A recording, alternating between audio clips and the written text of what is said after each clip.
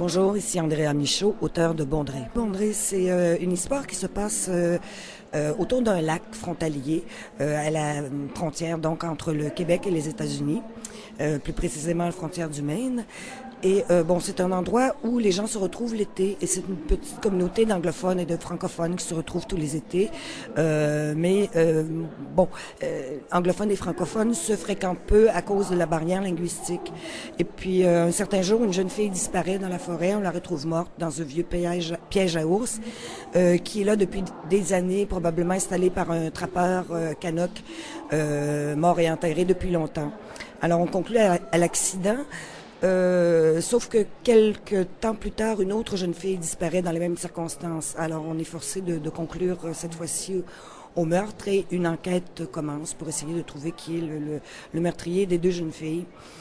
Et tout ça est enveloppé, si on veut, dans l'atmosphère des années 60, la musique et aussi dans le parler québécois des années 60, pour ce qui est des quelques dialogues que comprend le roman. Alors voilà, c'est un roman où j'essayais de transmettre une atmosphère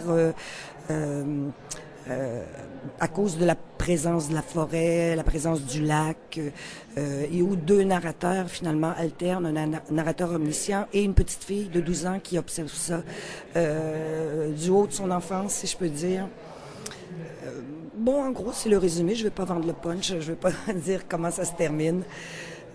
Mais c'est un roman que j'ai eu un plaisir fou à écrire parce que je suis allée puiser dans mes souvenirs d'enfance parce que moi-même, mon enfance se déroulait dans les années 60. Alors, c'était un retour aux sources qui m'a fait beaucoup de bien. Et j'ajouterai pour ceux peut-être que le titre Bondrée peut rebuter, que c'est une déformation de Boundary parce que le lac autour duquel l'action a lieu se nomme Boundary Pond. Et ce lac existe vraiment. C'est un endroit où mon père m'amenait quand j'étais toute petite et où je ne suis jamais retournée, si bien que j'ai recréé le lac avec mes souvenirs en l'agrandissant un petit peu pour pouvoir y mettre plus de chalets. Et puis voilà. Comment se passe votre expérience ici à Bruxelles? Ça se passe très bien. C'est une ville magnifique. Les gens sont accueillants. Le seul problème, je crois, c'est que les Bruxellois ne nous connaissent pas, nous, les auteurs québécois. Il y a des gens qui sont curieux, qui viennent nous voir, qui ont envie de découvrir un peu ce qu'on fait par chez nous. Mais dans l'ensemble, ils sont plus prudents, un peu frileux, parce que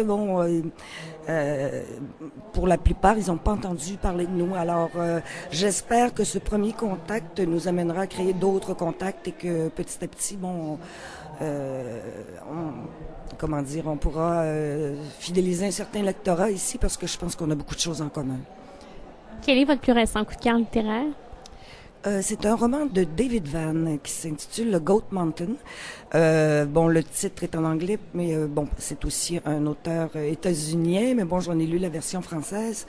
Goat Mountain, c'est un lieu où l'action se passe et je suis une fidèle lectrice de David Vann. Il n'a pas plusieurs titres encore à son actif, 3 ou 4, mais c'est un écrivain qui a vraiment une plume extraordinaire, qui met en scène par contre des univers violents, toujours très violents, mais avec une force et une poésie incroyables. Et donc j'ai été très très secouée par la lecture de Goat Mountain parce que là encore, c'est le récit d'un enfant, l'initiation d'un enfant. Une partie de pêche où un meurtre est commis, où l'enfant par erreur va tuer un homme et tout ce qui va se produire ensuite, il va être rejeté par le groupe et donc on est dans la tête de cet enfant qui comprend pas exactement à quelle violence il est soumis tout à coup parce qu'il a fait une erreur.